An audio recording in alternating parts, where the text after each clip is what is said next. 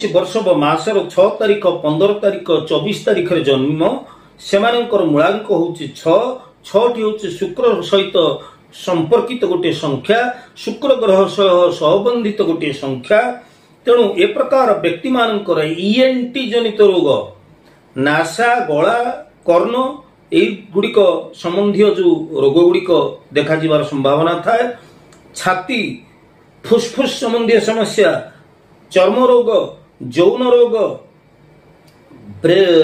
आपणकर breast cancer एभली हबार रोग गुड़िक हबार संभावना थिला बेले रक्तचाप मध्य हबार संभावना अधिक थाए।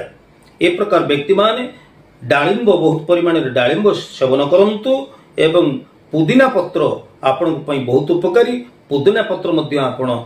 निजर खाद्य रे शामिल करंतु आपण दुर्गा मांकर जदि उपासना करती दुर्गांकर मंत्र जप करती ताहले निश्चित भाव में आपण सुस्थ निरामय जीवन बीतई पारिबे। जो माने 7 तारिख 16 तारिख 25 तारिख जन्म होइचंती जेकोसी मास बा वर्षर